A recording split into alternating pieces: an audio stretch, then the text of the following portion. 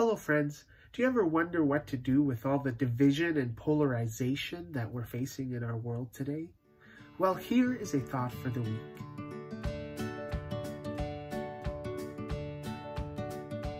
The Christian faith has always emphasized that Jesus Christ is the climax of God's redemptive work in the world.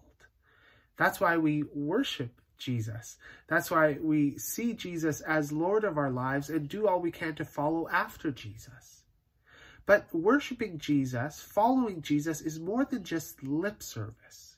For the early Anabaptists, they saw Jesus, as Palmer Becker notes, as the center of our faith. Not only does that mean that Jesus is our Lord and that we worship Jesus, but also that we try to follow Jesus and walk after Jesus in the way we live our lives. But that is something that is so difficult for us to do because the words of Jesus, the teachings of Jesus, are sometimes too hard for us to swallow. Take, for example, the Sermon on the Mount. Matthew chapter 5, Jesus is talking to the disciples and to other people who are gathered and teaching them about things they had heard before. In verse 38, he says, "You have heard that it was said, eye for eye and tooth for tooth. But I tell you, do not resist an evil person. If anyone slaps you on the right cheek, turn to them the other cheek also."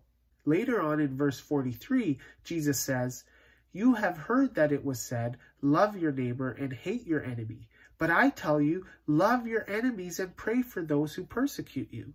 This teaching of Jesus is so difficult for us to actually live out that many Christians have decided to ignore it, or to say that this is only possible in certain situations, but in other situations we need to go with a different plan. But for the early Anabaptist Christians of the 16th century, the actual teachings of Jesus were not something to be ignored.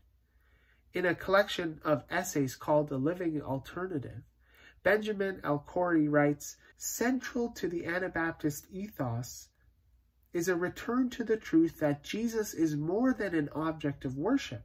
He is a real person who bids us come and follow in his footsteps." The early Anabaptists, as they were separating themselves from the state-run churches because of the corruption that they saw, were seen as a threat not only to the religious institutions, but also the political institutions.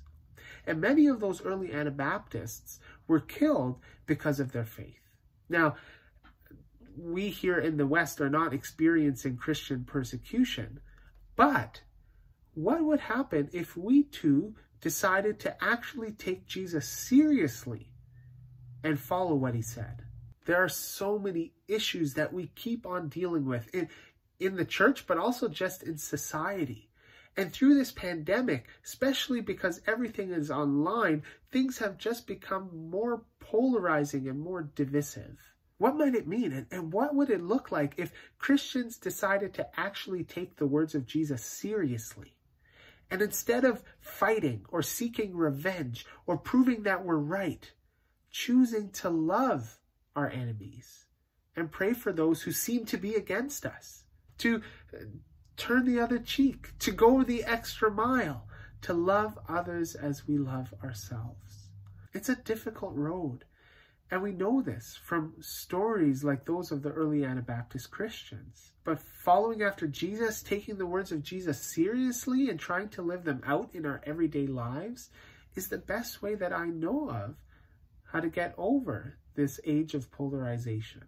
And so as we continue on in trying to follow after Jesus and taking Jesus seriously, may we also fix our eyes on Jesus, who is our example and who will be our strength to get us through. And as you go into the rest of your day and this week, may the peace of Christ be with you.